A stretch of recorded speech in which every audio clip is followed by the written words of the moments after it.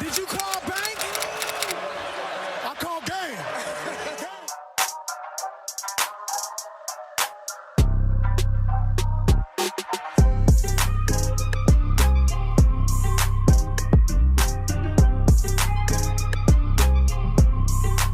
What's good, podcast world? What's good, YouTube? Back for another episode of Charging to the Game Sports Podcast. And as you can see, we got a very special guest in the building. Mr. Justin Riley, host of the Bama Standard Sports Podcast, is joining us here today. As you can see, Jay is not with us today. He's actually booked a last-minute vacation. He probably ran from the fire because his team is big trash. I think he's UCLA or some shit, UCLA or something like that. But, hey, Jay, shout out. I know you try to take it into some sun, brother, but, hey, I'm pretty sure you're happy you're gone because this is big boy football. So, we got a loaded show for you guys today, man. So we're going to be talking Alabama football, the big boys in the building, Justin Riley, SEC football. He's going to give us an outlook on that.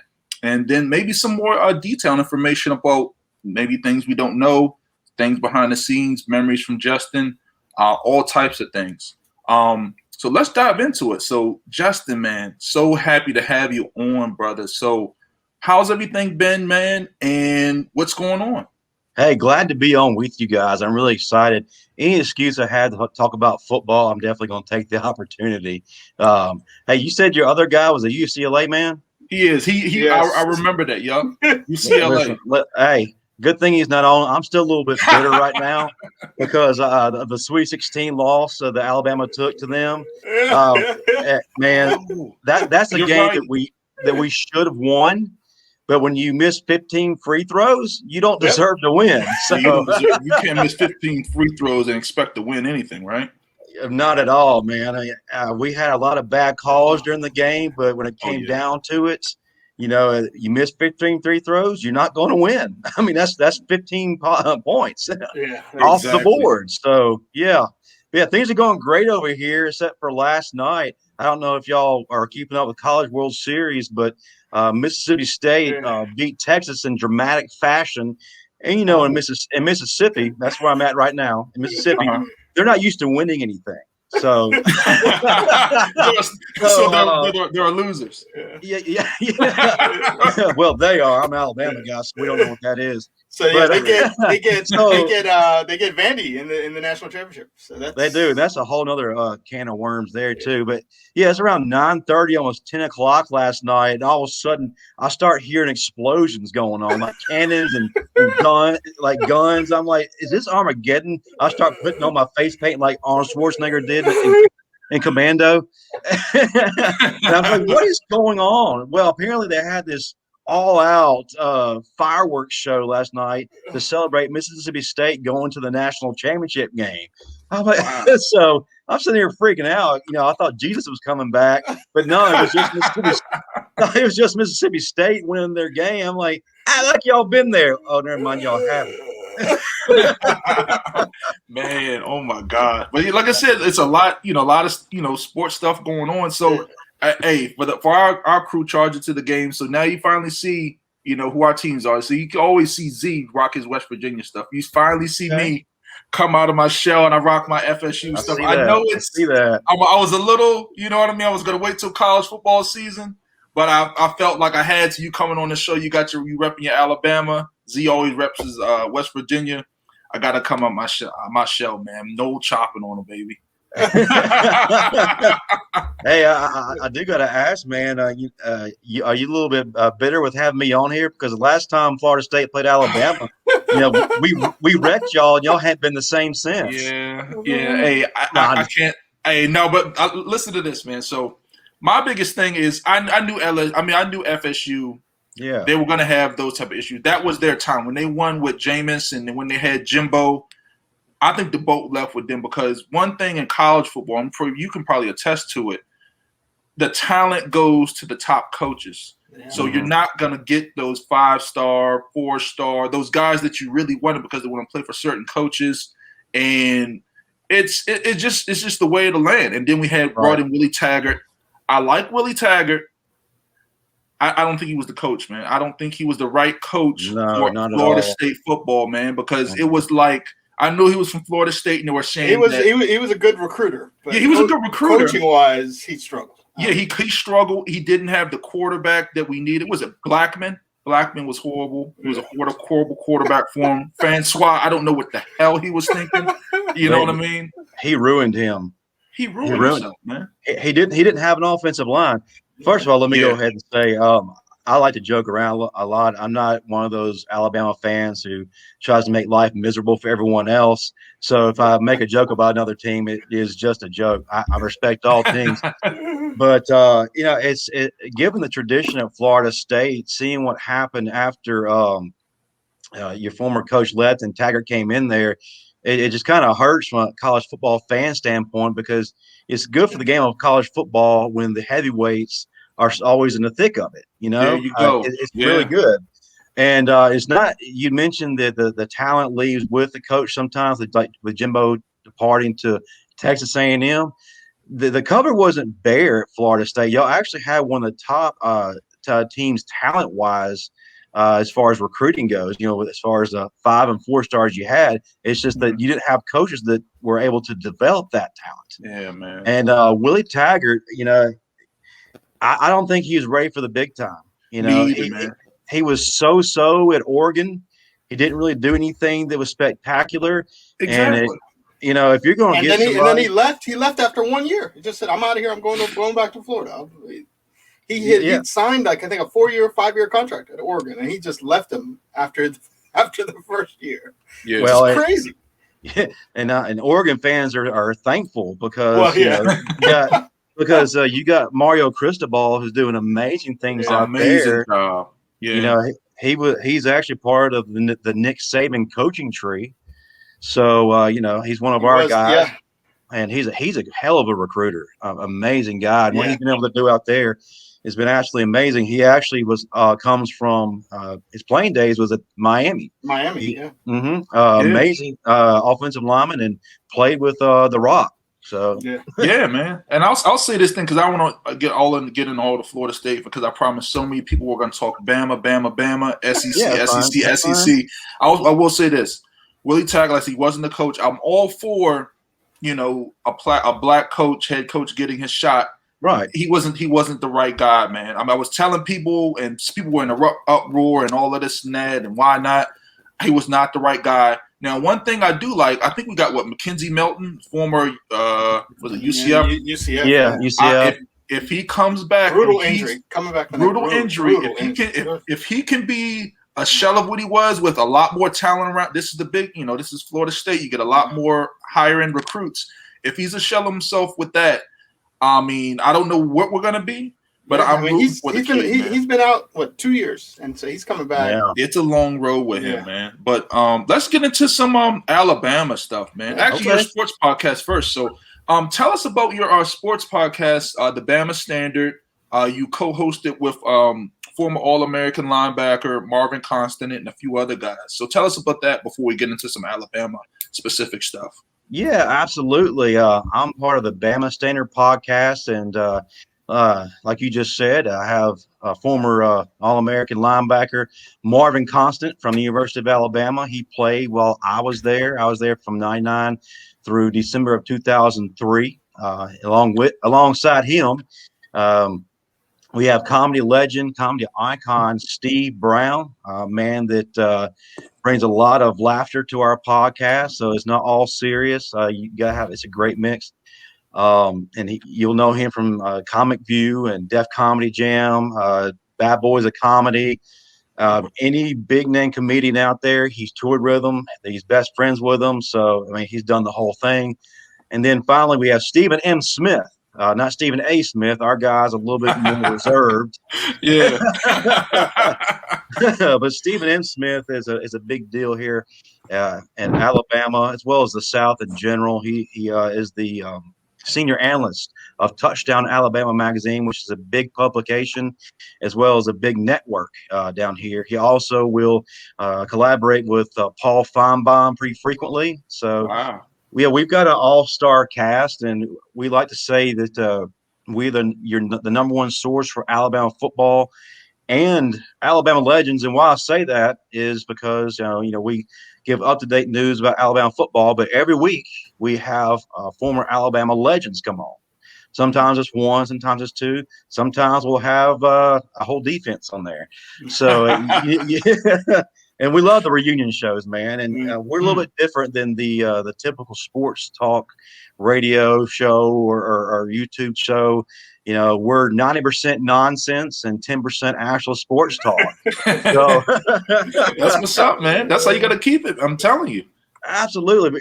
And the players appreciate that because we're not the typical media who are trying to be controversial or find something that's going to cause trouble or put them on the spot. And that's why a lot of these guys don't have anything to do with shows. But we give the atmosphere of the locker room. And that's what I think it makes us so unique and why we're able to see some success. So it's a lot of fun. And we're really starting to get things cranked up now. I have been doing it since May of last year. And how it all came about is pretty interesting. Last year when the pandemic hit and sports were canceled, I was with another network and I was trying to figure out, well, how am I supposed to entertain people? There's nothing to talk about. And so I get on Facebook. You know how on Facebook where they give you friend suggestions all the time? Yeah. All of a sudden, all these Alabama players start popping up in my friend suggestions. So I was like, okay, this is pretty cool. So I started just mass messaging all these guys. And then they all started responding. And they're like, yeah, man, I'll jump on there. I'll come on there. I had 4 months worth of shows booked up within days. And won't God do it? He will, for sure. I'm serious. I mean, it's a God thing because a lot of these guys, they didn't know who I was, and they just kind of opened their life up to me, and they're like, yeah, man, we'd love to do it. And for some of these guys, they just want an opportunity to be thought of again and be relevant again, and just chop it up with their former teammates. Yeah, right. And so I was able to do that, and through that, I was able to reconnect with Marvin Constant. Like I said, he's a pretty big name in the Alabama culture, especially when I was there. Had him on a show, went very well, got very good ratings from it. And then he and I just kept on talking, and we thought, well, you know what? We really need to put something together. We need a show where we can bring back former players and talk about the team currently. And we put our heads together, and we formed the Riley and Constant show. And it started slowly becoming successful. And then we had Steve Brown come on as a guest. And the next thing we know, he's on there every week. And he just gets adopted into the family. Same thing with Stephen M. Smith. And, we had a pretty good show on our hands. And when we finally became the Riley and Constant show, our first show, we have Roman Harper on there. Wow. Pro bowler for the Saints, Super Bowl winner, hard hitting safety. Pro. Yeah, man. Yeah. He was that dude. Was. We've had a lot of big name guests on there, especially if you're an Alabama fan, like Chris Samuels, Courtney Upshaw. Nice. Yeah, the list goes on and on. I could really spend the entire episode talking about that, but yeah, we did that for a while, and we felt like we were outgrowing our platform. We weren't being given the creative opportunities that we thought we needed in order to take it to the next level. So we jumped over to the CTS interview room, and it's been a blessing ever since. Our producer, Joseph Lozada, has just been adamant about getting our show out there and has been pouring in all kinds of support and money into boosting our show, which has been an absolute blessing. When you have somebody who's behind you and believes in your product, man, it's a great feeling. But yeah, man, it's a lot of fun. If you hadn't watched the episode, I definitely encourage you to go back and watch them, or pick up this week. It's unlike anything you've experienced. Beautiful, man. Beautiful. Great rundown of the show, man. So if I can remember correctly, so you're on YouTube, Facebook, Twitch, and Twitter, correct? Absolutely. All right. So then how often is the show available, and when should folks tune in? It is every Tuesday night, 6 p.m. Central, 7 p.m. Eastern. We stream live on all those platforms. You can actually, if you want to watch on Twitter, it's at the Bama Standard. We're streaming live on there, and on YouTube, we're on the CTS Interview Room's YouTube channel. Just type in CTS Interview Room, and you'll be able to find us streaming live. What we like, we've been told maybe we should record things, but that's not what our fans like. They like being live because they get to interact with us and they get to interact with the players. We have the live chat feature, which is awesome because we have regulars on there, and they like to have a lot of fun with us. They'll even pick on Marvin and call him out, so it's really cool. That is funny, man. That is beautiful, man. So for all the people that are listening, check out his sports podcast. You heard him say, man, YouTube, Facebook, Twitter, Twitch, Bama Standard, host Justin Riley, Marvin Constant, and others. Great show. Tune in. So Justin, man, let's talk some football, brother. So let's do it. Let's do it, man. So last year, man, Alabama did what Alabama does, undefeated regular season. They go into the SEC championship game now. I will say this, because, like I said, I'm a Florida State fan, but I do respect the Gators. They have a ton of talent. That team last year, because I saw how Alabama's defense was looking. They were looking a little shaky. I saw Matt Corral go off and run off on them a few games, and it looked a little shaky and all of that. When they went up against Florida, man, how were you feeling? Because I honestly thought my heart of hearts that Kyle Trask, he was a man on a mission with the big tight end Pitts, number 4 world picked out, was it Atlanta Falcons. Atlanta Falcons. I thought they were going to give you a bruiser, man. So how were you feeling going into that game, man? Well, a couple of things. One, don't remind me of what Matt Corral did. I'm still mad about that. And and being in Mississippi when it's happening, man, being around all this Ole Miss nonsense, you can only imagine what that night was like for me. But seeing what happened against Ole Miss, but then too, I'll admit it, this past season and the previous season, and maybe even the seasons before that, we have not been playing to the Bama standard of defense. Exactly. And that's the truth. We're used to having shutdown defenses where it's unheard of for us to allow a running back to get over 100 yards. It's unheard of, for us to allow teams to just light the field up with us against us through the air. But so it's not the Bama of old. So it's not that we weren't without talent. It's just I could go into a long story as to why, but it's not what we're typically putting on the field. So going into the Florida game, a lot of people were talking smack and thought it was going to be like 50-10 or 50-0, something just ungodly. Even some former players were saying that Florida had no chance. That we had a SEC championship preview game that week with former Alabama All-Americans George Teague and Antonio Langham, who were on the 1992 national championship team, and also beat Florida for the SEC championship that year. And was that the first SEC championship, or that was the first SEC championship? Yes. Okay. Before that, they just awarded it to the team with the best record in the SEC. So the very first SEC championship game was actually 1992.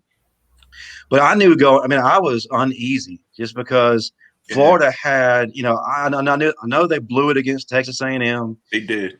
I know that they blew it against LSU. They didn't take them seriously, but they were still dangerous. So I knew going in they were going to give us fits just because of those guys, because they had some dudes on that offense, man. They did, didn't they? Yeah, man. It was incredible because I was sitting there looking at the game. Like, my biggest thing, if Alabama's defense was the Alabama defense of old and the way they ran things and all of that, I'll be less worried about it. But the way they were playing on defense and the way I was seeing Trask and that offense and Pitts and all their weapons along the outside, I was like, man, Alabama's defense is not looking right. Florida might upset them, but you guys came out on top, man. It was a hard-fought game, blow for blow. I think the final score was 52-46, man. I mean – yeah. Well, it's crazy. In the first half, it was a tale of two Actually, halves. 63-48. That's wild. It was a tale of two halves. In the first half, for the most part, we are keeping them under wraps. Kyle Pitts wasn't really doing a whole lot, and but I think we were up like 35-21 or 35-17. I forgot what it was going into the half. Yeah. But I didn't feel comfortable with it. I just, in the back of my mind, I knew that if we don't put these guys away immediately, we were in for it. And sure enough, in the second half, it's like our defensive coordinator lost his mind and didn't know what to do. It completely changed up his play calling. But not only that, Alabama had several opportunities in the second half to go ahead and put Florida away, and they just didn't do it. And anytime you leave the door open against a high-quality team, if you don't put them away, they will come back. And so they charged back. Like you said, Kyle Trask is a heavily motivated, passionate guy, man, a man on a mission. And he was the other guy, Tony. Kadarius Toney. Yeah, Kadarius Toney at receiver. Yeah, you saw he went off. Yeah. So they didn't go away, and Florida. Let's give Florida credit, man. They're a hell of a team. Regardless of what you saw, against Oklahoma in that bowl game, which I completely disregard because half their team decided to opt out of it. If they play with all their guys against Oklahoma, it's not even a contest. Yeah. But Florida was a great team. I knew that was going to be the major hurdle for us. And sometimes to win a championship, you just gotta escape, man. And we did.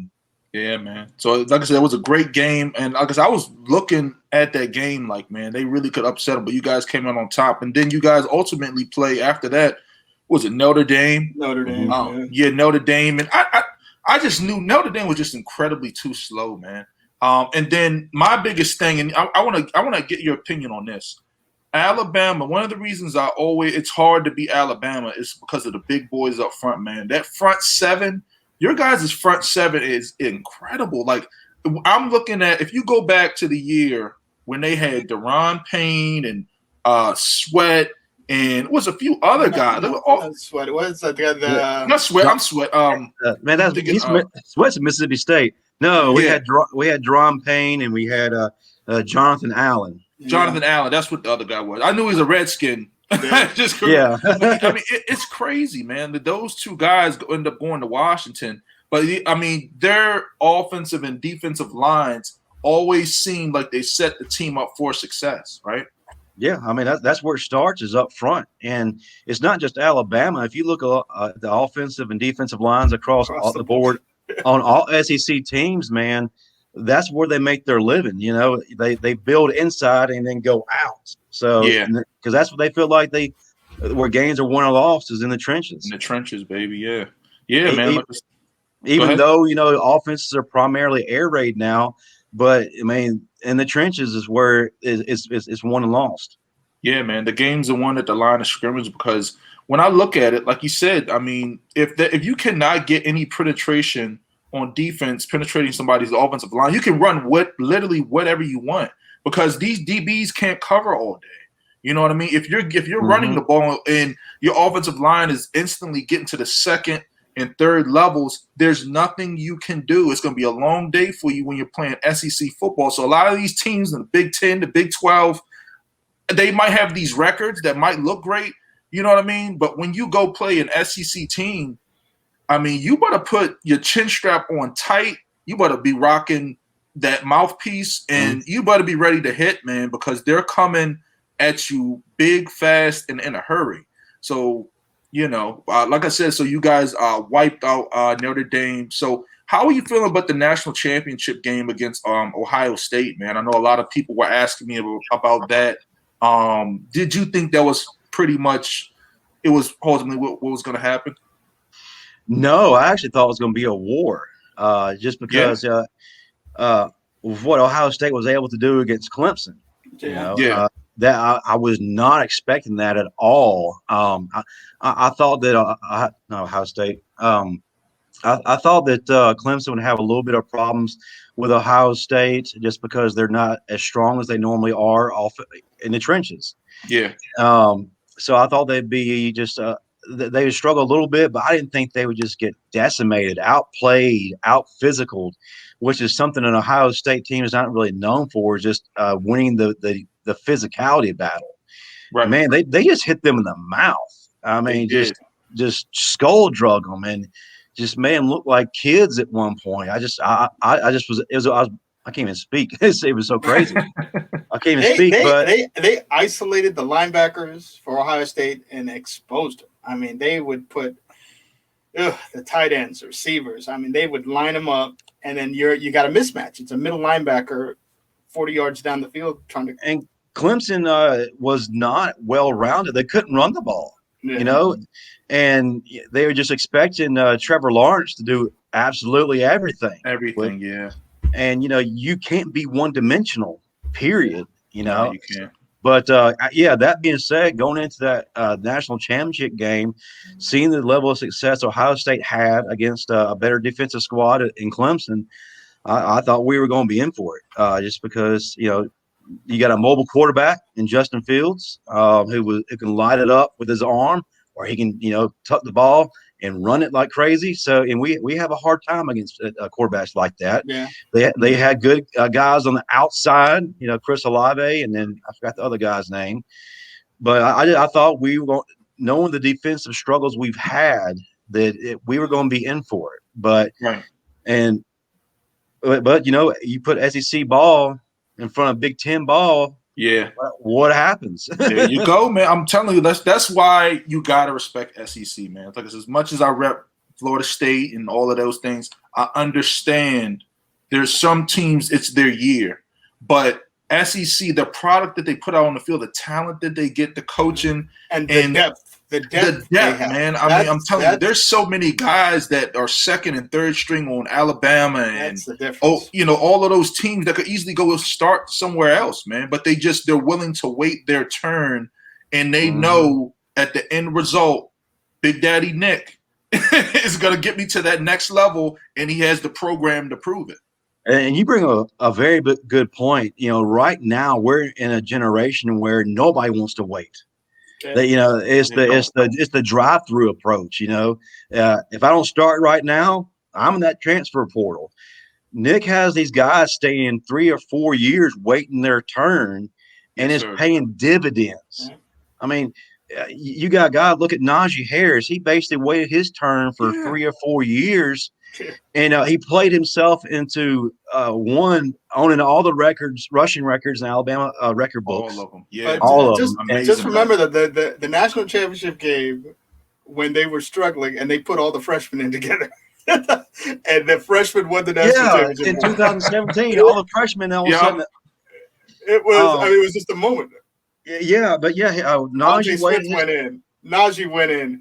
Henry Ruggs went in. Alex Leatherwood went in. They put all the freshmen in to win the national championship in the second half. Yep. Go ahead, Justin. And all those guys stayed together. Najee, like I said, set all the records, and then he played himself into a first-round draft pick.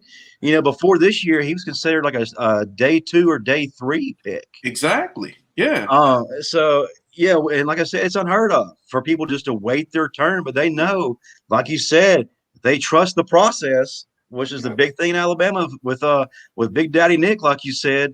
Yeah, they know they're going to get that big contract come draft day. Yes, sir, man. And that's one thing, because I'm happy you touched upon that, because we got a lot of young listeners, man, guys that are in high school and college that want to play D1 ball, guys that might have scholarships to Alabama, the SEC schools. What is one thing that you would like to share with them about Alabama football or SEC football in general, about waiting their turn and trusting the process if they're looking at playing for a university of like Alabama or just SEC football period? Because like you said, since this whole transfer portal thing has come about, there's people leaving left and right, and there's a lot of young kids that their first generation, kids to ever go to, these big universities. And they got everything paid for, everything's given to them, and their parents might not have played college football or Division I sports. But what's one thing that you would want to tell to some of those listeners about trusting the process and not just giving up when you see your list up on the depth chart and you see when you're in the weight room, because I know you're a weight room guy. Yeah. I mean, all-American guy, about just trusting the process, man. Well, first of all, I'll go ahead and say it. The SEC basically is NFL light. Yeah. Yes, sir. They are the most NFL ready conference, or they produce the most NFL ready players coming out of their junior year, or if some of them stay till graduation, and they're able to transition to NFL teams a lot more smoothly than teams from other conferences. And plus, if you play for an SEC team, I don't care if it's Vanderbilt, that Yep. the SEC name is going to carry weight to these other coaches and GMs in the NFL because they know that they're the most prepared coming in. They don't have to spend a whole lot of time investing in them and getting them to learn playbooks and getting them to learn the cultures they already know, even on day one.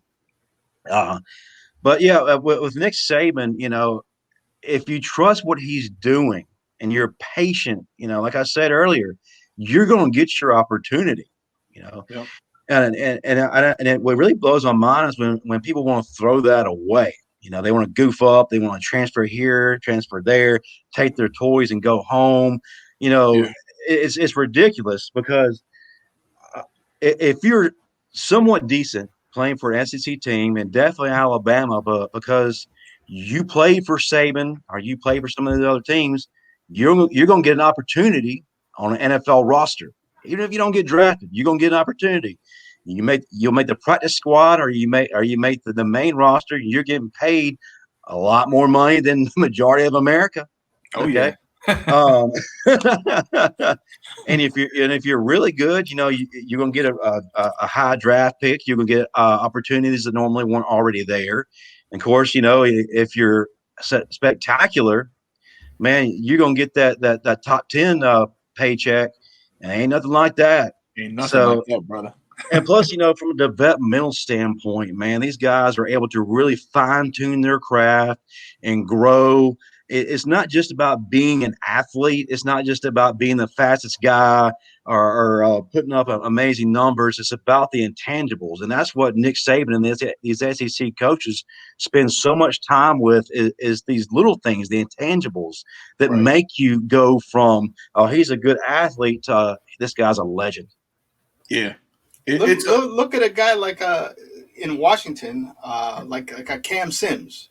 Cam Sims, yeah. Never played at Alabama, and he's going into his fourth year in the NFL. Right, and he's their second. He's like their second or third receiver. He's right behind what's the guy there? Terry McLaurin. And they signed the other guy from Ohio State too right now. But yeah, he's the number 3 receiver there. Well, here's the thing though. He balled his rookie preseason. If he wouldn't have got hurt, he would have been starting day one. Yeah. You're right. Yeah. And you bring up something that's amazing is that, he plays sparingly at Alabama as a wide receiver. Well, actually, he didn't play sparingly. He just didn't get all the highlights because he was doing all the small things that it isn't really glamorous, like blocking and setting up other things so people can be successful. He did all the dirty work, and he got an opportunity in Washington to be the guy. And you see his talent showing. We had another wide receiver. I just forgot his name, but he was on the same squad with Cam Sims. And he's been playing in Buffalo for the longest time, and now I think he's with Minnesota now. He just receiver, a wide receiver, little guy. I know you're talking about. He's from Pennsylvania. Can't remember the name. I know you're talking about. I can't believe. I'm ashamed as an Alabama guy. I should.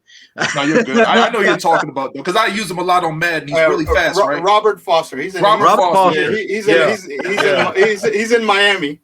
Now in Miami, yeah, that's right. I mean, a little history. He was the number 1 player in Pennsylvania. Could have gone anywhere in the world, and chose to go to Alabama. Why not, right? Knowing they have 3 guys ahead of him and he's going there as a freshman. I mean, it's hey, he gets those rings and he gets that NFL opportunity. Yes, sir. But the thing, he didn't play till his senior year at Alabama. Right. Really. Yeah. Well, and one shining example, and y'all gonna definitely agree with this, is Jalen Hurts. Yeah. Oh yeah. Jalen Hurts.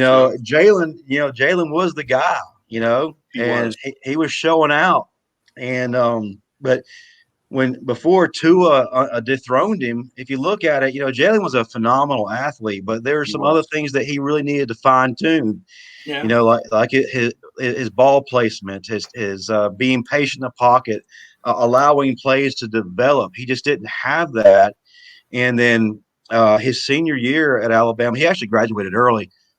He spent that time while he was on the bench. First of all, he wasn't sour. He was supporting his team the entire way through, but he was learning and fine-tuning his game to get ready for that next step, which was Oklahoma. Then he got to Oklahoma and boom, Lincoln Riley is one of the best offensive minds and developers out there, especially at the quarterback position. And you saw what happened. And now he's a starter in Philadelphia. So, I mean, perfect example, man. If you wait your turn and do the right things, man, it's going to pay off. It will, man. One of the biggest things I thought with Jalen, this is just me. I don't know Jalen. I don't know the guy personally. I think he got a little too comfortable. That was my biggest thing. I think he got a little too comfortable. And then once he started dealing with some adversity and things like that, it kind of lit that fire under him, and it forced him to ultimately he transferred. He transferred to Oklahoma, transferred to Oklahoma, and it put him in an uncomfortable kind of situation. Even though he's playing for another huge program, but it gave him to understand, like, hey, I'm given this opportunity, the keys to the car, but I'm also gonna have to show and prove, the reasons why. And I think he's a better person for it, because some of these things you take a step back for a step up, man. I mean, there's certain things that happen in your life and even in football where it might not be your situation. You know what I mean? But I mean, like you said, and now he's one of the up and coming stars in the league. I mean, in Philadelphia, the whole Carson Wentz experiment was complete trash. I mean, he's with the Colts now. This is Jalen's team now. They really want to see what this guy is about. And I'm excited. I'm not an Eagles fan, but just seeing his play and his mindset and how athletic he is and some of the games he put on tape for people. I mean, with the Philadelphia offensive line and the receivers that he had were complete dookie. You know what I mean? I mean, like, he had nobody to throw the fucking ball to. And he was putting out shootouts. I think he was playing the Cardinals with Kyler Murray. Shootouts, man. I mean, it's crazy, right? I'm excited for the fact that his starting center now, Kelsey, is ours, Landon Dickerson. Landon Dickerson. Yeah, Alabama right, guy. So he's got familiarity, and now he's got Devontae Smith. Yep. Man, things are about to pick up there, man. And what's really great is, for him and then for Tua Tagovailoa, who now has Jalen Waddle, is you don't have to worry about chemistry being a problem. You don't have to worry about timing. Yeah. They just pick it up from day one, man, and there's no learning curve. Let's go out. Let's do it. Let's go. And that's exciting. Staying on that same topic, man, because I want to hear your opinion, because you probably know him better than anybody else that probably listens to the show, and we got a lot of Dolphins fans and Miami fans. They're a little skeptical now of Tua now because he got drafted. He had the injury. Tell us. I mean, this is all with the offseason that they had with the whole COVID. You didn't get a chance to do with your team and all. Tell us a little bit about Tua, and as a Miami Dolphins fans, because there are a lot of ones that really are banking on what you say and listening. What can they expect from him now with having his buddy Devontae Smith on the team and being his second year? First of all, Dolphins fans, shut up. Quit your whining. Oh my God! Right? Listen. One of our guests, I think about 3 weeks ago, was Derek Pope. He played linebacker for us. Yeah. Phenomenal guy, man. He was really underrated. Played for the Dolphins for a number of years and was very successful there. And when I was promoting the show, I joined a bunch of Dolphins groups on Facebook just so I could promote the show with them because he's remembered in the Dolphin community pretty well. But man, all the crying and whining and they were crucifying Tua Tagovailoa. That's what I'm saying, man. And I'm like, okay, are y'all idiots? Exactly. I'm not saying this. I'm not a Bama homer. I'm looking at it from a logical standpoint. The man played what we got last year from Tua Tagovailoa was a small sample size. He came in what game during the season? It was like week 4 or 5. They started throwing them in there. I think they were undefeated or something like that. No, they weren't undefeated, but it was in the later part of the season. Yeah. So he only had a few games to really do anything. And I'm sorry, at the NFL level, I don't care how good you are not going to pick things up that quickly. You're not. You're just not. And the Miami Dolphin organization, even though they're a lot more successful this past season, they're still a team trying to find themselves. They are. They just cleaned house for a lot of players, a lot of bad. I'm not saying bad talent wise, but toxicity wise. Yeah. Exactly. And anytime you get rid of toxicity, it takes a long time to bounce back from that. Okay. Yeah. Another thing is Tua Tagovailoa at Miami did not exactly have the best offensive line in the NFL. Mm-hmm. Before he got there, they were ranked last. In every category. And they didn't exactly go out and get huge names in the offseason to help him out. So they didn't. No. That's another thing. I mean, guys that are put on the roster that were getting cut in other places, and you're sitting there scratching your head when there are other names that were a lot bigger available that could have been picked up. One guy. I just forgot his name. Y'all making me go blank today. What's that about? So they added a former DJ Fluker as a guard. Thank you. Man, it's like we're on the. Yeah, I like this. DJ Fluker was available. Yeah. DJ Fluker's a Pro Bowl offensive lineman. Exactly. I appreciate. I'm a Ravens fan. I appreciate the Ravens picking him up, but send him to Miami, Exactly. The other thing is Myles Gaskin is a serviceable running back, but he is not a superstar. Exactly. You've got to have a good running game. And I'm sorry, Devontae Parker is all that was on that offense. That's it. Yeah, that's all he had. That's all I was telling Dolphins fans for the longest, man. I don't know what you're thinking. The defense was legit. That's what they were so mad about. The defense was legit. Yeah. They would get these 3 and outs, and they would get the ball back to Tua, and they're like, "Oh, damn! Now Tua's making us go 3 and out, and all of this and that." But their offensive line, and then they got no production from the guy out of the running back. Was it Matt Breida? That I thought he was going to go to the Dolphins and take off. He did absolutely fucking nothing. Yeah. He didn't have a running back to rely upon. So they said Myles Gaskin. Yeah, Gaskin / they signed Malcolm Brown from the Rams. He's a serviceable guy. Like, you got a young quarterback like that. You got to get him a guy. Yeah, and they signed Will Fuller on the outside. So Will Fuller's coming in. Well, that helps, but I mean, they don't have. You had to have a good running back in the NFL to make an offense go. Yeah. You got to have multiple weapons to take pressure off the other guys. Yeah, but they still haven't addressed that. The running back is still and there were guys in the draft this past draft. They could have Najee. I was worried as a Steelers fan. I was waiting for that. I'm excited to go by. Hey, I'll say this: if anybody is meant to be a Steeler, it's Najee Harris. Oh my gosh, I love Najee. I'm gonna ask you a lot more about him later in the show. I love Najee Harris. He's my favorite running back in the draft. I said whatever team he goes to, he reminds me so much of what's the other big guy? I'm not saying he's Derrick Henry. He's Derrick Henry like. That's a big dude, man. Faster. Yeah, he's a lot faster. But go ahead. But he's there. Najee's there. But also Travis Etienne is there. Yeah, right. Yep. And they didn't take it. I mean, it's crazy, man. I don't understand the logic behind that. And you were saying, Big Z, that Dolphins fans are complaining about 3 and outs. Well, hell, it wasn't because of Tua. If you look at the tape, he was putting the ball where it's supposed to be. His receivers weren't catching it. His receivers are some They're shit. trash. I'm sorry, there's some shit. They're trash. Devontae Parker, that's only the little guy. What's the little guy that they got? The little speedster. I forgot his name. So they had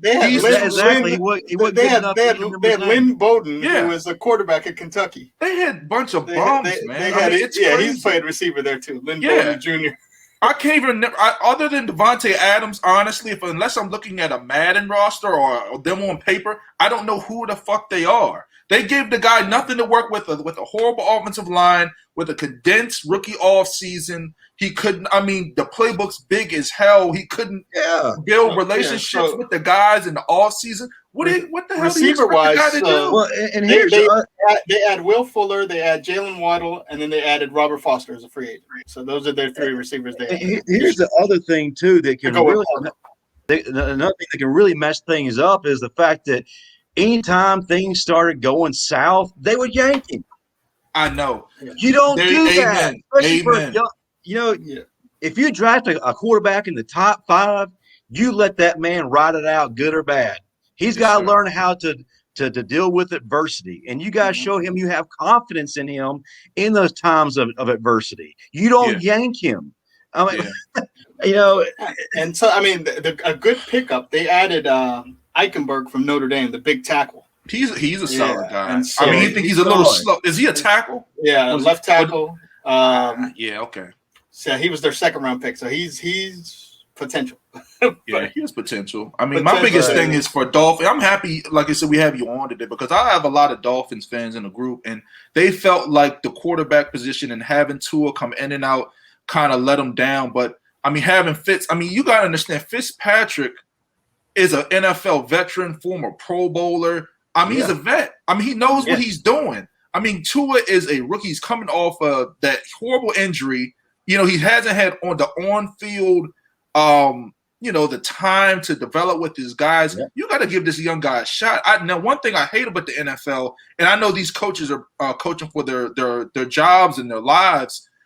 If they don't turn things around quick, and if their rookie QB or their young QB doesn't get out there and and they don't look decent, they're getting that knock on their door like, hey, ownership's looking at you. They're going to take away your job. Yeah, you've got to have a team around him. Look what the Chargers did with Justin Herbert. They surrounded him. Offensive line, receivers, tight end. He was set up for success. Yeah, he was set up for success. If they had any hint of a defense, they really could have been something. But yeah, you bring up a good point, man. Is that we're in that drive-through mentality generation now, where they expect you to be contending for a Super Bowl year one. It's unrealistic expectations, and everybody was wanting microwave league, man. Microwave league. They were wanting Deshaun Watson to come over there. It wouldn't have been any different. It'd been the same exact thing that he was experiencing at the Texans. He had trash around him there. He would have had trash around him in Miami. But you also got to remember, man, Miami was one of the worst organizations in the league. Amen. It takes a long time, unless you're like, one of those goats like Bill Belichick or some other big name coach. Pittsburgh Steelers with the organizations. Yeah. Right. You have to have a legendary coach coming in, and you also have an organization that has their stuff together. Yep. Neither of which Miami possessed. Brian Flores has done an amazing job. He deserves Coach of the Year, given what he has. But come on, Dolphins fan. I understand y'all are fiending because y'all hadn't done anything since Dan Marino, and it's great.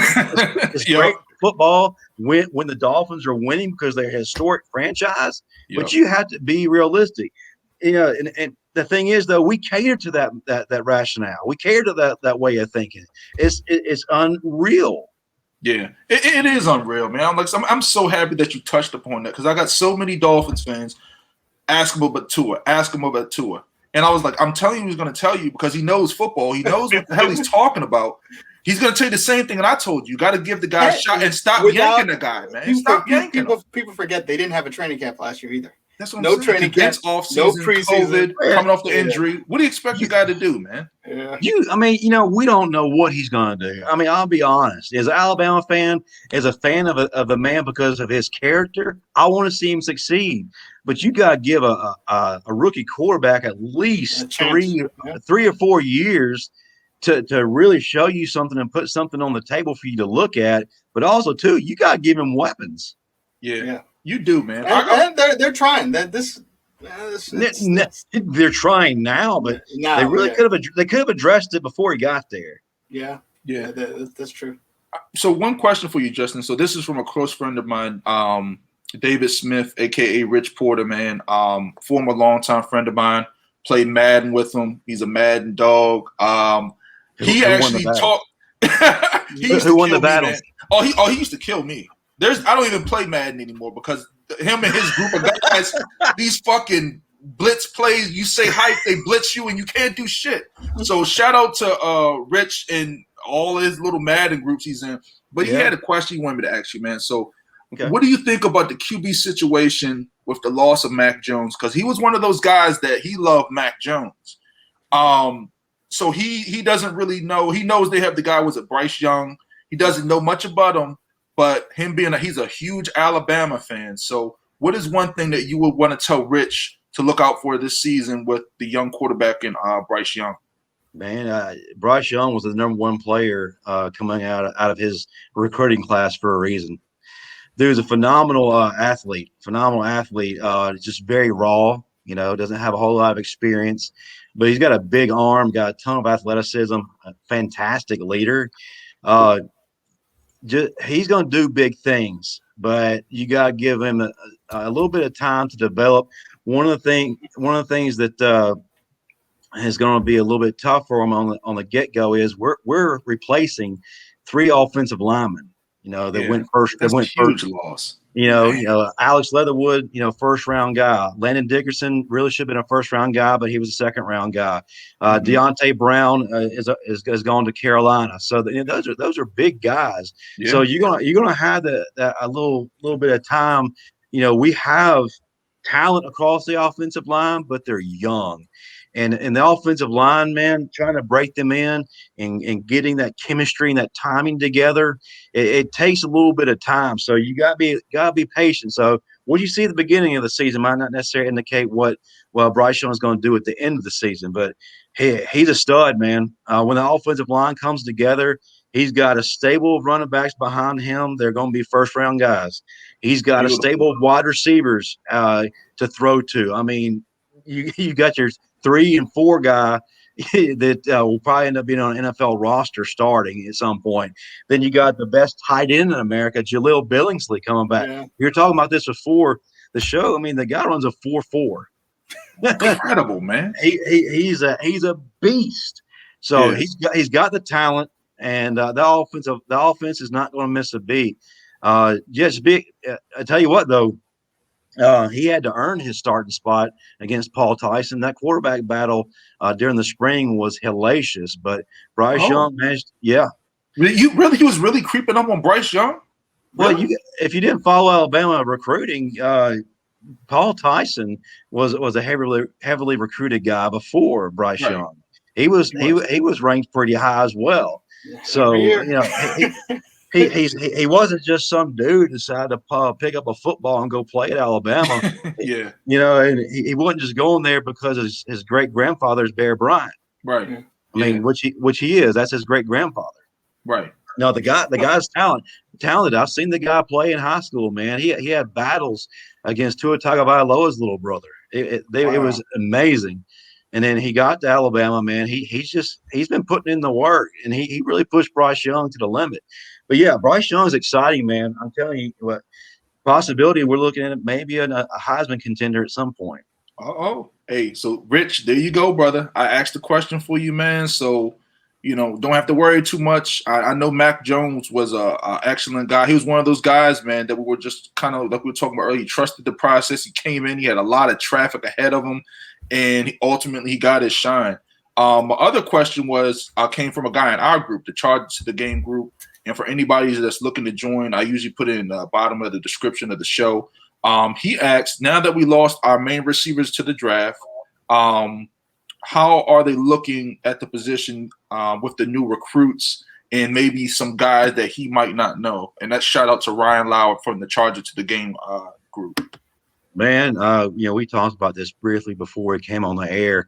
I know we lost Devontae Smith, Jalen Waddle, and then the previous year, Jerry Jeudy and Henry Ruggs. But, man, this group of wide receivers coming in, these young cats, are super talented. The problem is, how do we decide who starts? I mean, John Mechie may even be a 2 guy.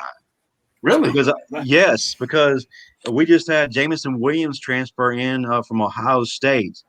And during the summer workouts and the 7-on-7, man, he's just been blazing up and down that field, and he's been showing out. And then in the spring, we had a freshman, an early enrolled freshman, Ajay Hall, basically is a second coming of Julio Jones. Really? I'm not exaggerating. I love Julio. If anybody that doesn't know me, I've loved Julio. I've thought he's been the best receiver in the league for the past 10 years. That's just my opinion. Was he in the spring game? I was watching the spring. Yeah, Ajay Hall. Yeah. Yes, go if you want to watch the spring game. He's wearing number 17. He stood out. He came out of nowhere. He's so tall and he's big. He's physical, muscular guy. And the thing is, he was just so well covered, but he was just out muscling people. He was, climbing the ladder, going up top, winning that people. Just mossing people. He was. They said he was early entry, true freshman. It's just wow. What year is he in, Justin? So what is he, a freshman, sophomore? What is he? He's an early enrollee freshman. He was in high school in December. Yeah. Wow. The guy's playing like a veteran.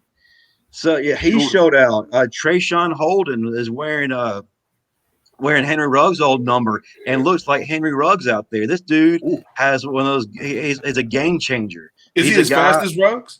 Oh, nobody's as fast as Ruggs. I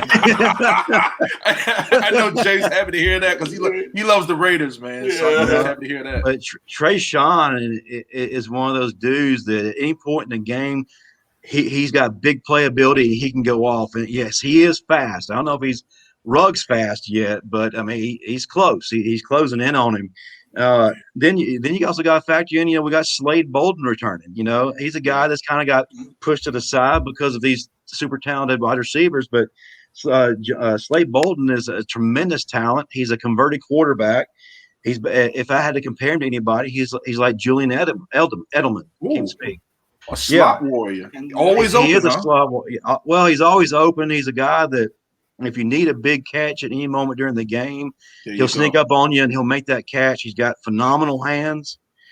He's just one of those go-to guys. I mean, he doesn't have blazing speed, but he's one of the best route runners out there. And if you can run clean routes, man, you can win a lot of battles. Exactly. And then John Mechie's up for a big year, but then we got another freshman coming in, JoJo Earls. Guy in summer workouts, man. Another guy who's set to just, who's showing out right now in summer workouts. But then we got other guys like Javon Baker who's about to step up. So we got a real situation when it comes to receivers trying to decide who's going to start and then worry about, who's going to leave. Right. Yeah, it just goes to show you. Yeah, good thing is they play 3 at a time, so there'll be three on the field normally. Yeah. Sometimes 4, but yeah. Yeah, so man, so thanks for answering that question. And that's Ryan Lauer, one of our group members of the Charger to the Game group. So man, tell us about Alabama's outlook for this upcoming season. So now the whole COVID thing, they're gonna have their full off season. What is their outlook like for this season? I know, like you said, they lost a lot of offensive lineman talent.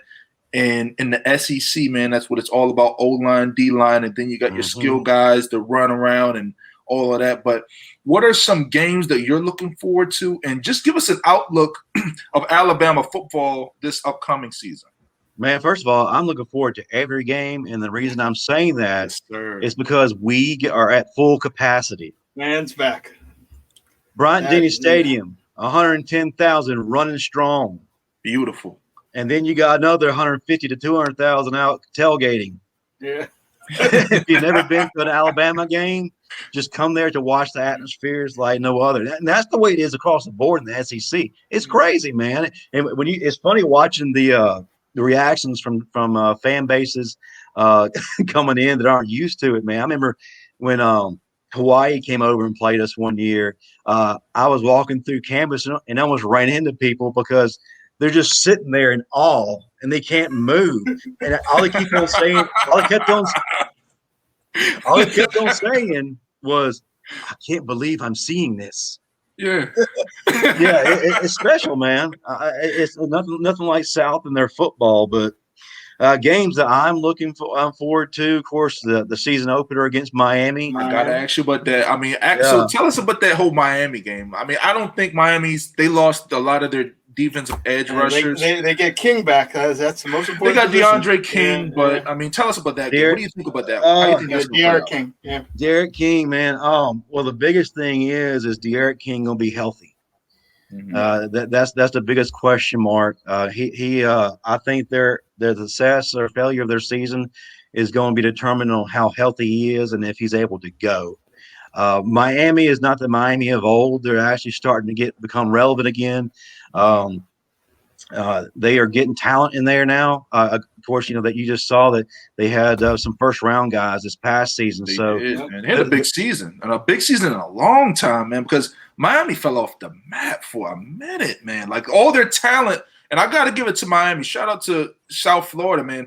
A lot of their talent, they're going to other places, man. People are coming in there, digging up their diamonds and taking them back to their schools. They're no longer staying home. But there's a few homers that are staying down there in South Florida, man. But and they got a couple transfers. So they got, just as a Big 12 guy, Rambo, the receiver from Oklahoma, transferred into Miami. He's going to start right away. Right. So, I still can't believe that he left Oklahoma, but of course.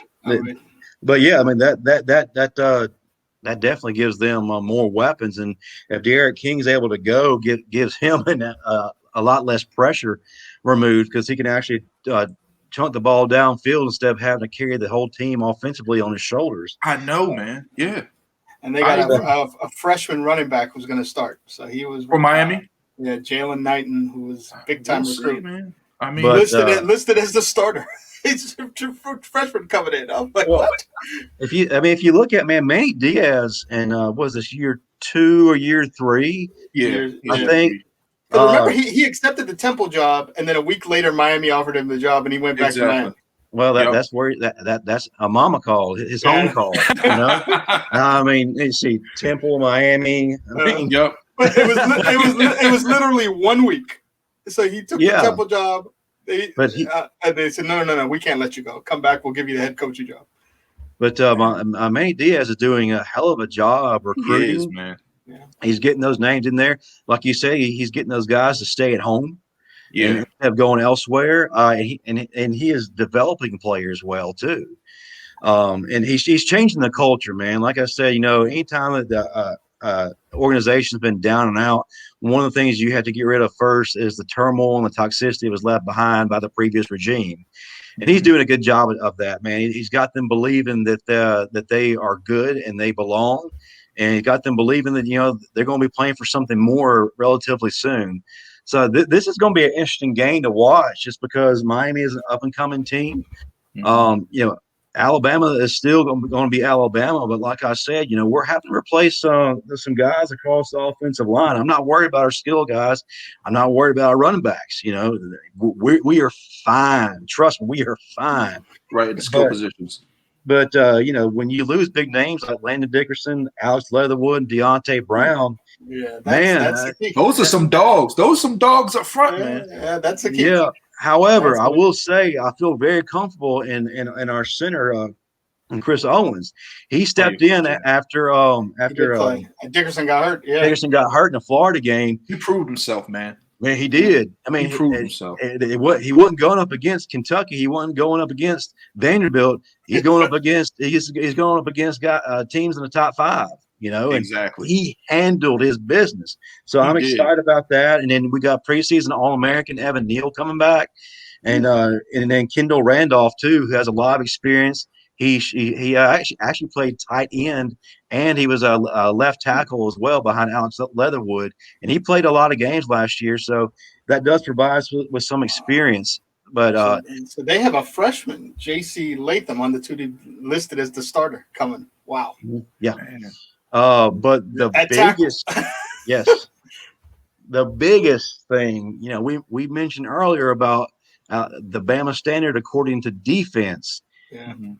On paper, we should have the number one defense in the country next season. Amen. That's what I was waiting for, because that's one thing I'm used to seeing from Alabama is that defense. I'm used to seeing. I like when they had what's the former Patriots linebacker? Well, I think he's the Hightower and all of those. Yeah, like those guys. They had the defense on lock. You know what I mean? When they had those guys, I'm used to see. I want to see when I think of Alabama. I want to see offense, right? But I want to see that hard hitting. You only score. You're luckily if you score 17, 20 points per game on them type of defense. So I'm happy. It makes me excited because I like defensive games. Myself. Even someone like Anderson, who's with Washington now, the pass rusher linebacker came from Alabama too. He just came out of nowhere. Yeah, Ryan Anderson came out of nowhere. Well, update on him. Ryan Anderson's actually playing for the Giants now. He was picked up by the Giants. It's crazy is that Ryan Anderson is going to be playing alongside his former Alabama teammate Reggie Ragland. Oh, you're right. Yeah. Yeah. So together. Yeah. It's hilarious if you look at the rosters across the NFL right now, with the exception being Seattle. There are several Alabama players on every roster. Every team. All the time, man. I mean, all their talent. And I got to ask you this, man. I'm a Bucks fan, NFL team. I'm the Bucks. I'm not a bandwagon. I've loved the Bucks all the way back to the days of when they had quarterback Sean King and Mike Allstott, Warwick Dunn, and Derrick Brooks, all those guys. Now, in my opinion, their tight end, O.J. Howard, former University of Alabama product, has all the talent in the world, man. I do not think he can block. I do not think he can. He's a great catcher of the ball. Am I wrong in thinking that? Is there a light at the end of the tunnel with him? Because he's coming into, I think, his second or third year in the league. He's gonna be looking for that money. We got Cameron Brate at tight end. I love Cam Brate, man. I love him. I love how he's always open. He consistently catches the ball. He blocks. I'm a little up in the air on OJ now. Can you tell me a little bit about what to expect from OJ and maybe some of his younger years? Or what is your opinion in? Well, the worst thing that could have happened was OJ got hurt. Yeah. That's the worst thing that could have happened to him. But also, too, from talking to other people that know what they're talking about, he's had some falling outs with the coach. They haven't been on the same page. With Bruce Arians. And to be honest with you, I don't think Bruce Arians knows how to use him. I don't think so either. Yeah. And to be honest with you, last year I really was expecting when the trade deadline was coming around, I was expecting him to be in a Patriots uniform. I was hoping that they traded him because I can see the talent there, right? But the Bucks have so much offensive talent. He's gonna become a guy that's like, you know what I mean? Like we're gonna use him. Well, that's the thing, man. Is if if you have an injury or some kind of setback, man, you get behind the eight ball real quick, fast, and in a hurry because there are other dudes who are stepping up. And when some of these guys step up, they start showing out, and then you're done. Unfortunately for OJ, man, he's kind of in that situation. It's nothing against him. Injuries are a freak thing, but I don't think that his home is in Tampa. I think he needs to be somewhere else where he'll be properly utilized and more in an offensive system that is better suited for his talent. I agree, man. I just hope that, like you said, I'm rooting for all NFL players. And like I said, football is a game where it's not like basketball, man. It's a brutal sport, and you got to use your athletic gifts while you still have them. And he's a athletic freak. I think he ran like a 4.4. He's huge. He's big. He's fast. He's strong. I do not think we're utilizing OJ correctly. I'm hoping that they do trade him because the Bucks, like I said, I like Cam Brate, and he's going to be coming up on a contract year. I don't see the Bucs signing him and giving him that type of money. I'm hoping he lands elsewhere and we're able to get something in return for him.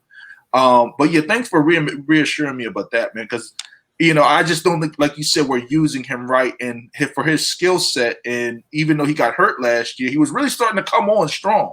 He was starting to stretch the field. And he was running those seam routes. I think Tom threw one pass to him. I forgot what game it was. Straight down the seam. It was a beautiful ball. He caught it.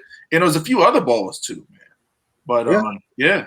And he can stretch a field. It's just, if you're him, do you really want to stay there when one, the offense isn't really tailored around what you can do, but then two, you're told to play the weight game. Gronk is coming back for another season. I keep forgetting about Gronk. Yeah, I mean, it's just they're loaded. I mean, like you say, your Gronk's coming back and Brady's connection with Gronk. Then you already seen the connection he has with Cam Brate, him tossing the trophy and the shit. You know what I mean? But But I mean, he doesn't need to spend his young years playing the waiting game because I mean he's a starter, and I'm not being an Alabama homer. I think the guy is good. He needs to be given his opportunity to do more, and it's with another team. Yeah, I agree, man. So what's your outlook on the Crimson Tide this year? What do you think? Crimson Tide? National championship again, SEC title again. What's your man? And who do you see as the main competition in the SEC? Great question, yeah. Everybody in the West.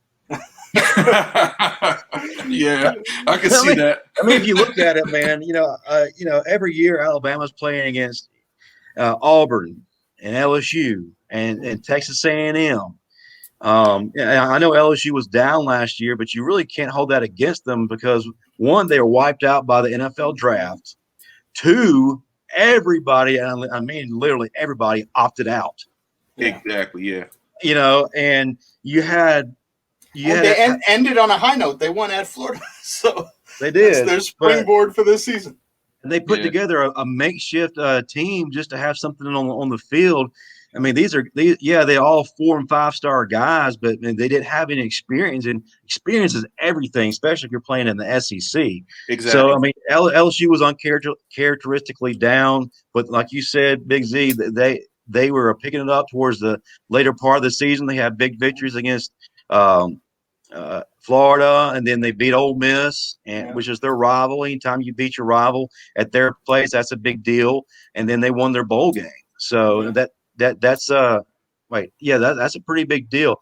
I know Auburn hasn't been Auburn as of late, but they're always a team you got to be looking out for. Team, yeah, and they got a pretty good coach coming in, man. This guy is a hard-nosed, doesn't put up with anything kind of guy. So, it's always a competition in the West. The East is basically Florida and whoever else. Yeah, right.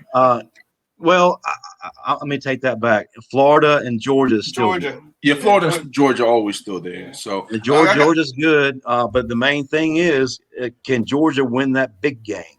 Exactly. That's the biggest thing with them. They have great games, but it's like when they get into the big game, they just fall apart, man. I don't know what that is. I don't know if it's the players, the coaches, the adjustments. I mean, remember, Jamie Newman opted out at the last second. He was supposed to be their quarterback. And then they got the guy from USC who was injured the whole year and then finally played the second half of the season and took over. And he looked good. Yeah, he was really good. I mean, the thing is, kudos to Georgia and their coaching staff this past year because, like you said, 3 weeks before the ball snapped, Jimmy Newman's like, you know what? I changed my mind. I'm going to sit out. Yeah. The quarterback. 3 weeks. 3 weeks. You couldn't have come up with that decision a lot long ago. No. First of all, that's wrong on his part. And then he just got released by the Eagles, so he didn't even make the NFL. There you go. So he'll be calling. He's going to be calling Vince McMahon and playing in the XFL soon. Or sorry, Dwayne Johnson. Yeah. But and then they had to play with a walk-on quarterback for the next several games. And also too, they had several of their top guys hurt majority of the year. Yeah. Especially on that defense, and they still put put out a pretty solid performance. And then, like you said, the transfer from USC came in, and they were able to finally start putting something together. And so they're going to be a solid team next year. I agree, man. And I was going to ask you. JT Daniels from USC. Oh, yeah, JT Daniels. I was going to ask you, man. I'm pretty sure you heard the comments, but what, Jimbo Fisher and him kind of putting it out there. I think he thinks he has the team this year that can run with Alabama. They play you guys this year now. Every year. And you know how fiery Jimbo is. Do you think they have a team that can really give you guys some go? He seems pretty confident, man. Like, for anybody to come out and say something like he did, I'm like, Jimbo, shut up, bro. Like, now we're watching you, brother. Like, you might have said it earlier in the year, but I remember what you said. I'm going to hold you to that same standard. And you better bring that same energy, big guy, when you guys put the pads on. So how are you feeling about that comment about what he said? First of all, see you at Bryant-Denny, because we're not going to your house. Y'all coming to our house. Yes, sir. Second of all, they really need to have a plaque put up that says this is our year, because that's what we say every year. This is our year. And that's the crazy thing, man. The past 4 seasons, we've been hearing that Texas A&M was going to come out of nowhere. They're the dark horse to be in the playoff. Kellen Mond is going to be an All-American. He's a first-round guy. He's the most inconsistent quarterback in the dang nation.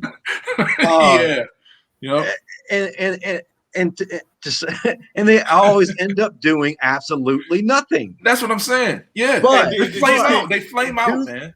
To their credit, I will say they were done wrong this past season by not going to the playoff, because they had a much better resume than Notre Dame. I hated Notre Dame. I thought they were too slow. But go ahead.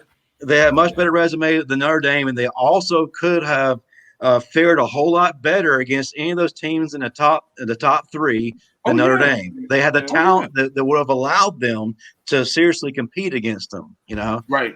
But also, too, if you look at the past 2 seasons, Texas A&M schedule, good gosh, it's like they got condemned to hell. Yeah. Mm-hmm. I mean, in one of those years they played Clemson, Georgia, LSU, South Carolina. Yeah, like guys that were ranked in the top 10, and that was just the first half of the season. Yeah. And they still were able to win 8 games and go to a bowl game. I mean, that's pretty dang impressive.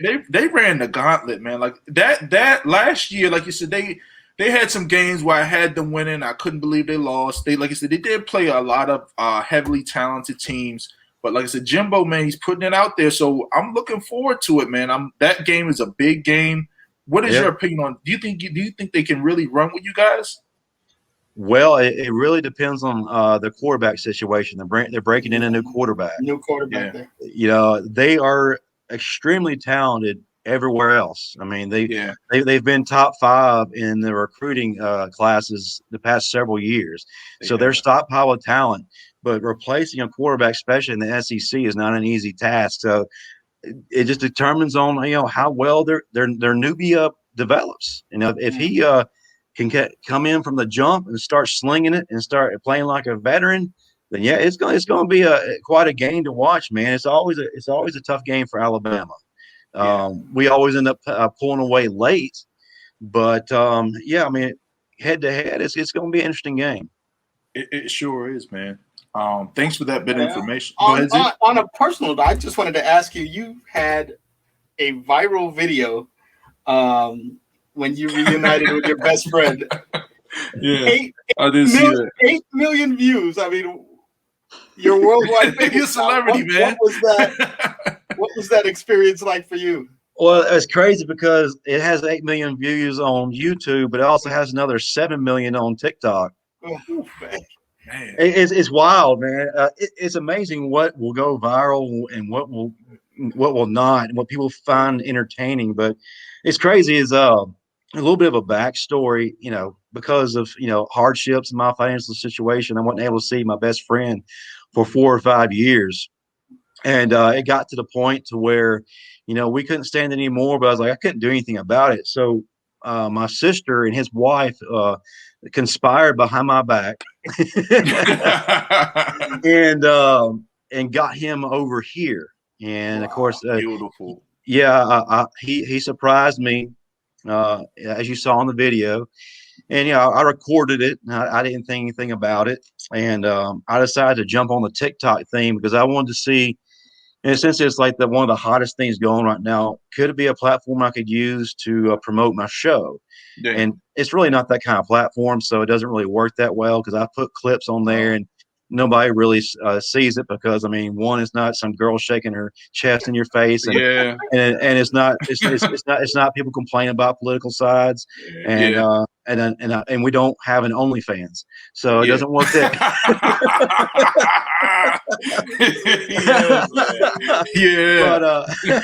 But yeah, literally one night, I think it was like 9 or 10 o'clock. I was about to go to bed. I just posted it, didn't think anything about it. I wake up the next morning, man, my phone's blowing up. All these notifications are pouring in, and like for a month straight, man, it just went off. It was on, dude. I even had people come up to me in public. I didn't even know who they were. Dude, are you that guy from the TikTok video? So I was like, are you stalking me? Yeah, literally, right? Yeah, I'm in between sets in the gym and like, bruh, you're that guy. Yeah, but I'm you're that guy. But it died down. And I was like, and the thing is, once you go viral, it's like, how do you top that? And none of my other videos really did anything. And then 3 years later, I was able to reunite with my friend again. I posted that went viral too. So it's pretty cool, man, because it really has given people a great message. Mm-hmm. And through it, God's opened the door for me to talk to people not only here but across the world. Yeah, it touched people all over the world. Julian Todd is his friend. Yeah, a 25-second video. You don't think anything of it. But for a lot of these people, man, they've experienced some real hurt, some real devastation. They experienced loss of family members, loss of friends, and these people are pouring in and telling me their stories. Yeah, and it's just amazing, and seeing how it's being used to help so many people. So after it died down a little bit, I went to my YouTube channel and I posted it. Didn't really have an effect on there right off, just because YouTube is probably one of the harder platforms to really get things going. Then maybe several months later, boom, it hit again. Man. And like y'all mentioned, man, it's going up on like 8 million views right now. It's crazy, man. It's and people are still commenting every day about it. And one of the biggest thing is how come we don't see any of this in the media? I was like, because the media doesn't want you to see it. They don't want you to see it, man. They put out there what they want you to see. Yeah. Well, that's the thing, man. We live in I know this is, going off the path of football, but we live in a society where people don't want to see people unified. They don't want to see people, can't speak. They don't want to see people come together. They want controversy. They want chaos. They want stuff that they can talk about and rant about. So stuff like that is going to be pushed to the side. Yeah, man. The thing is, one thing I hate, and it's sex and killing. That's what sells. Yeah. Sex absolutely. and killing. You know what I mean? Those are it's always, if you look at the news, it's shock, like I say, shock and awe. Anything to shock and awe people. Yeah, shock value, things like that, But it's great platforms like yours and ours that highlight those things that, we're like hidden gems, man. If you see it, it's great. You know what I mean? It's food for the soul, and it's compassionate, and it's all those other things that you're missing from mainstream media. And like I said, it's so great to have you on to speak upon these things, because I've looked at your stuff, man, and like you said, what you're doing and the platforms that you're using to speak upon, the way you're speaking on them and bringing the comedy, the laughter, and the jokes, man. It's just beautiful, man. I appreciate that.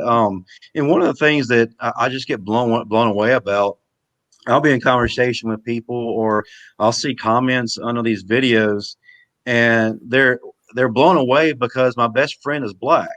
I'm like, why is that so surprising? It's 2021. Why is that? And they always bring race into all the comments. And the thing, Julie and I have been friends forever. Not once have we ever seen color. Not once have we ever seen race. Not once has that even come into a conversation. We just look at each other as, that's my brother. That's my ride or die. That's a guy I'm going to go to battle for, Right.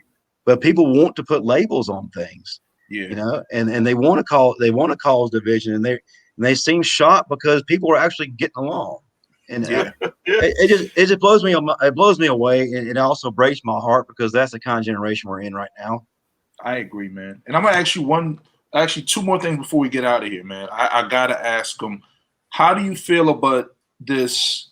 First of all, the college athletes getting paid. I don't know. I've always thought this for years. I played college Division I sports, and I know what guys. I know some big guys that played, big Division I college sports. I always was an advocate. These guys need to get paid in some way, shape, or form. A scholarship is not enough. I mean, when you go to these stadiums, I even said earlier, there's hundreds of thousands of people, in these packing these stadiums. And these kids, the ones that don't make it, I mean, they end up with the degree, great, but it's all this money's going and funneling into these schools. I just want to know your opinion. It doesn't have to, agreeing with mine. Do you think these guys need to get paid at the Division I level, especially like a University of Alabama? Like it's coming. So what they're saying what July? Yeah, but I'm saying and I'll let Justin chime in. It's a little different because it's not everybody. You're getting paid for name, image, and likeness. But what about the guy, the third and second string guy? He's adding value too. These guys can't work. These guys, they wake up at 6 o'clock and they go to bed at 11. You know what I mean? And they do that Monday through Saturday. Well, 7 days a week, man. That is a full-time job, and I'm sorry. These guys need to get paid something. But what is your thoughts upon that situation? Well, first of all, my question is how are they going to determine who gets paid what? Based on university, based on team, based on sport. I think you run into some pushback into how the value because you're putting a value on those players and on that sport, saying one, how you determine that. But thankfully, I don't have to figure that part out. Yes, sir. It's a tough. Like I said, I've had this conversation with and that's always the thing. It's like, how do you determine value and all of these different things? And then Title IX's in there too, because it has to be equal value across male. Yeah, but my biggest thing is, like I said, I agree with that. But are there as many people going to an Alabama football game as opposed to going to an Alabama volleyball game? And I'm all for equals and all of that, but it's a night and day difference. The way they promote it, you see Alabama football, ESPN. You don't see Alabama volleyball, hockey, golf. You do not see those things. So that's just my biggest thing. Well, actually, we get behind our golf team pretty well. We're winning national championships there too. Spoke too soon. Well, it's crazy. Not every university has the luxury of those teams having the financial success of, say, in Alabama. I mean, Alabama, of course, football is king. It's $1 billion industry. That's just called what it is. Our basketball team, even though we haven't been really relevant until this past season, they're still generating a lot of money. We sell out our arena every game, and it's amazing seeing how the fans have embraced Alabama basketball. Softball, oh my gosh, dude, that's a huge moneymaker there. You cannot get a ticket to a softball game. It's sold out. It's unreal. Those girls are phenomenal. And then our gymnastics team, they're national champions, or they're competing for the national championship every year, and they're selling out their arena. But not every school has that luxury, man. With you have to share the revenue across all sports. Here in the SEC and maybe other conferences, man, if it wasn't for football, these other programs wouldn't exist, because we're having to share revenue to keep them afloat, which I felt really bad this past season. I enjoyed the all conference schedules, but it really hurt those teams, those quote unquote cupcake teams, because they're really dependent on those checks to really keep their program up and running. It's tough. As a Kent State grad, so Nick Saban did his personal donation to Kent State by paying them, I think it was $2.5 million to come and play at Alabama. That one game paid for all the other programs that can't for the next 5 years. And teams like this, like the SWAC, who'll come in and play. Teams for homecoming. Not every school has Coach Prime helping them out financially. Yeah, so, I agree, man. He's doing a phenomenal job there. I mean, I'm so excited about what he's doing there and the way he's already changing the culture. But to your point, yes, it is a full-time job. I worked with the team when I was at the University of Alabama. I was a student assistant with our strength coach at that time. Right. And their day actually starts a lot earlier than 6 o'clock in the morning. It starts at 4 o'clock. Oh, yes.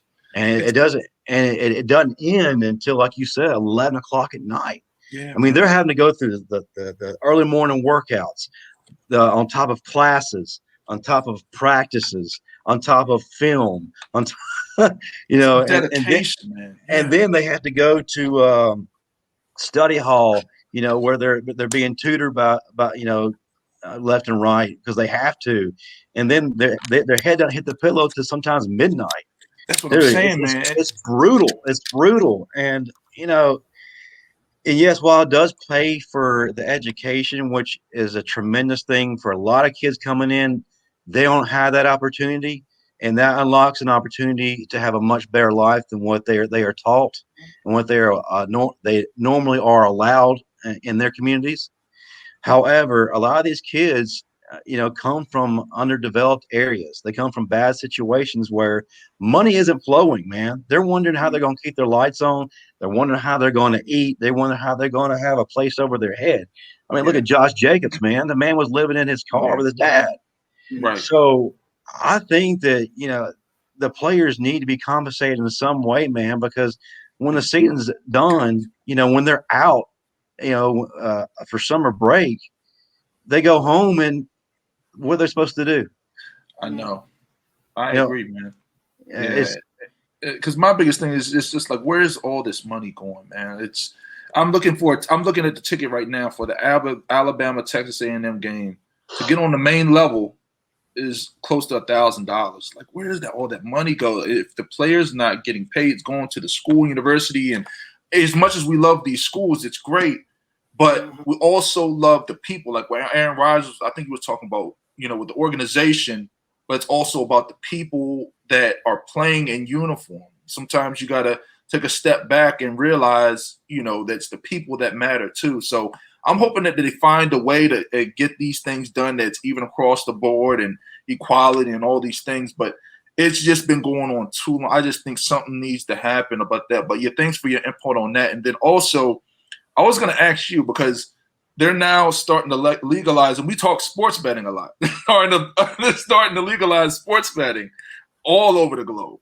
Mm-hmm. So do you think, and my biggest thing is, if these guys are not getting paid, hold on.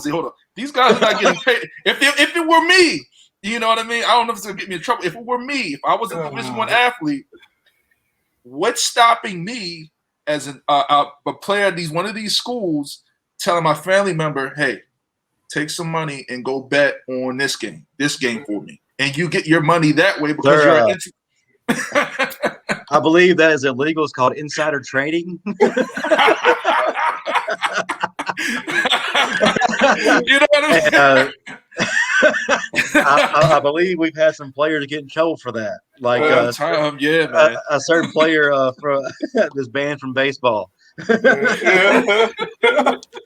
That part I don't agree with. No, I know it's a little out there, man. You know what I mean? No, I'm not a fan of that because, man, then you got that'll be a whole nother discussion. Yeah, we'll leave that. We'll flatline that one. Hey, thanks for coming on our show, Justin. Man.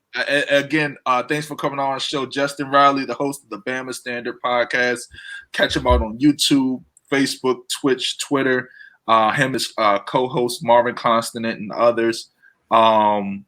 Thanks for coming on our show, brother. We greatly appreciate you, man. Man, I greatly appreciate you guys, man. I enjoy. I hate that it has to end because I honestly feel like we could talk another Oh, hour. I know. But you're coming back on once it gets a little closer to the season. I know you're a very busy guy. I know you're a very, very busy guy. But we'll figure something out because once it gets close to the season is right around the corner. I mean, it's coming fast. I also do want to take this opportunity to promote the guys at our network. It's not just the Alabama Standard, although let's face it, we carry them. No, I'm kidding. No, but the guys at the CTS interview room are great guys. Joseph Lozada is our producer, and he's done a lot for us. But he also has other shows that are on the network worth checking out. He has the Sunday interview or special interview where he'll interview celebrities, a couple of celebrities of note. Bill Engvall of Blue Collar Comedy Tour. Yeah. Also Eric Bischoff, if you're a wrestling fan. Oh, yeah. Eric Bischoff from WCW. What? Yes. Okay. He has people like that on there all the time. And then you got the Stingray Scoop on Friday. If you're not familiar with Stingray, here on the South, he was a pretty big deal. He's one of the Paul Feinbaum's big listeners that would always go back and forth with him on the air all the time. He actually made appearances on SEC Game Day. And chopped it up with, and he also made these outrageous videos of him just going on these epic rants, and he went viral for him. It's crazy. And also, man, he's a huge Mississippi State fan, and his fandom got him a shout out on NFL Live by Dak Prescott. Oh my gosh! But he has his own show on Fridays where he wraps up the week in sports, all college sports, wrestling, and just whatever's going on. It's really interesting. We got a cast of characters, so yeah, check us out. But I also wanted to plug the other guys too. Outstanding, man. Like I said, thanks for coming on our show, man. And how can you be followed and reached? What are some platforms? Okay, well, on Twitter and Instagram, you can follow the Bama Standard. It's simple, at the Bama Standard. If you're on Twitter following us, we do stream our show live there.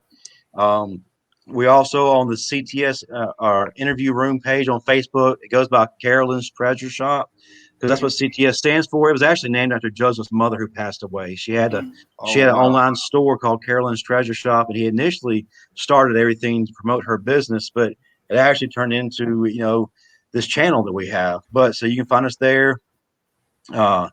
Also, if you want to reach me personally, you can find me on TikTok and see some of my videos at JBama2003. I'm on YouTube at Justin Riley 7.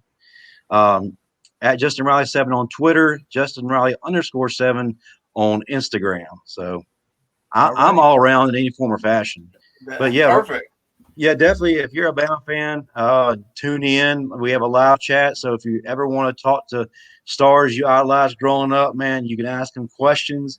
Even if you're not an Alabama fan, we have so much nonsense going on, you'll be entertained the entire show. Beautiful, man. Hey, guys, that's our show, man. Justin Riley, host of the Bama Standard Sports Podcast, on our show today. Thanks for tuning in. So be sure to subscribe to all his platforms. Make sure you subscribe to our channel. Hit the like button. Subscribe. More to come. We'll see you next show. Peace. All right, guys. Roll Tide.